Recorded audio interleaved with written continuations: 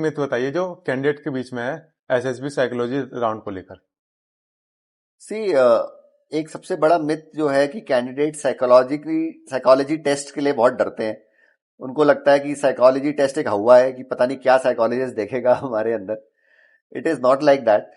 So if you attempt this test rationally, logically, using your practical intelligence, and आप अपने आप को ठीक से प्रोजेक्ट अगर कर पा रहे हैं, तो it is a very simple test. इसमें कोई मुश्किल नहीं है। थोड़ी सी आप तैयारी करके जाए और इस मिथ को निकाल दे कि क्या चीज़ ऐसी निकल के आएगी हमारे साइकोलॉजिकल टेस्ट में कि जो साइकोलॉजिस्ट पकड़ लेगा और हमारे को रिजेक्ट कर देगा।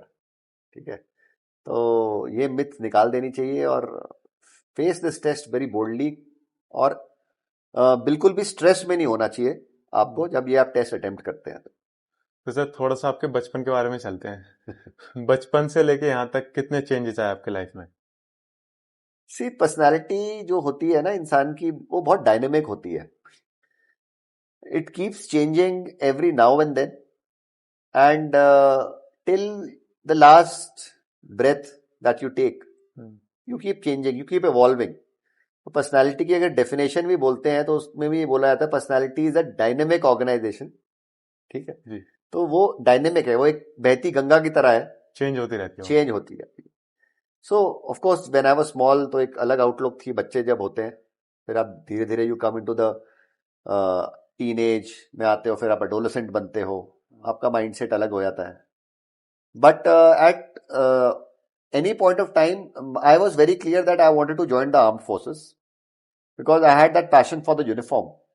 तो वो जो, और यूनिफॉर्म भी मेरे को आर्मी की सबसे ज्यादा पसंद थी। मेरे को ऑलिव ग्रीन यूनिफॉर्म का बहुत क्यों, ज्यादा चार्म था। कोई स्पेसिफिक रीजन? प्राइमरली अब उसको आप बचकानी वाली बात बोल सकते हो, स्टार्स की वजह से। मुझे था कि मेरे को स्टार्स पहनने हैं कंधे पे और ब्रास के स्टार्स पहनने। whereas in the Air Force and the Navy they have the stripes. I'm not saying anything, मतलब everybody has got their own choice, so I had that choice. Not that उनकी uniform is also very smart and forthcoming, but मुझे army uniform particularly बहुत पसंद थी, so that was my choice to select army. और armed forces में army choose करने के बाद मुझे हमेशा से ये था कि मेरे को एक्सेल करना है और मुझे I need to do my best so that I can bring a good name to my parents and my family and of course to the organization where I am serving. तो ये हमेशा से मेरे दिमाग में था। तो as you grow in service तो आप चेंज होते जाते हो।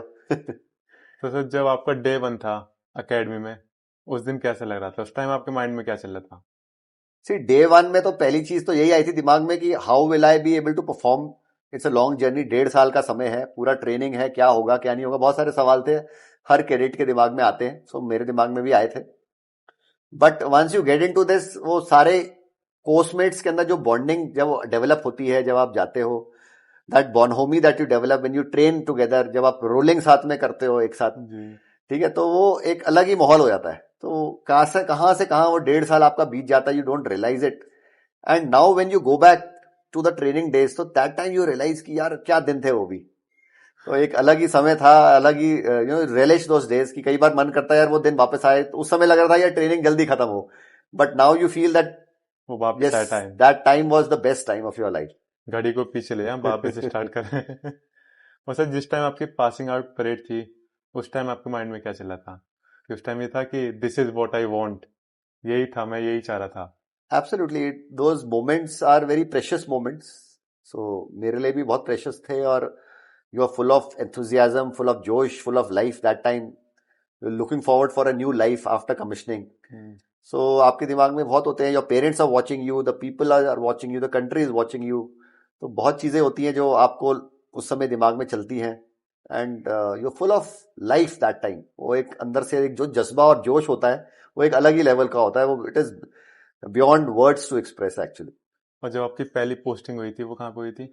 सो आई वाज वेरी फॉर्चुनेट बोल सकते हो, या आई वाज वेरी लकी। मेरी पहली posting happened to be in Dehradun itself. Dehradun? या आई बिलोंग टू देहरादून। और जनरली हमारी एक एमएस ब्रांच होती है, वो इंश्योर करती है कि generally candidates are posted to a place which is away from their home town. But somehow some clerical error or whatever you may say happened. I was given the first posting as Dehradun itself. And but then that was again a enriching experience, but not, एक youngster को ऐसा नहीं होता है, उसके लिए अलग कुछ रूल्स एंड रेगुलेशंस होते हैं. So as a young lieutenant, तो ऐसा नहीं है कि मैं घर में रह रहा हूँ या I am enjoying the freebies of that. तो you are put under a training regime, आपका एक अलग schedule होता है, काफी restrictions भी होती हैं. So it was not that easy. Being in Dehradun also, you could not visit your home quite often. So that was there. So कई बार ये भी लगता था यार इससे तो अच्छा फील्ड ही थे. But then still you were able to meet your family at times. That was a good part. और सर थोड़ा सा रिटायरमेंट के टाइम के बारे में बताइए. See, रिटायरमेंट का भी एक अलग चेंज था.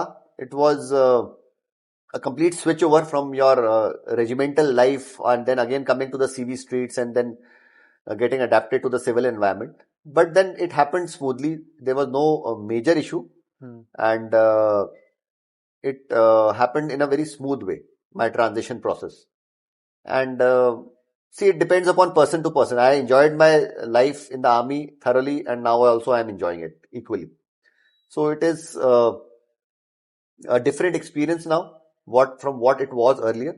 But on the whole, I feel that it is balancing me out, because now earlier I was completely involved in the training and operations activities in the army, और अब मैं assessment duty करके और साथ में candidates को mentor कर पा रहा हूं, जिसमें मैं उनको हेल्प कर पा रहा हूं, so that they are able to achieve their aim. So this is also bringing an equal amount of satisfaction to me than what it was earlier. So I think it's the same actually.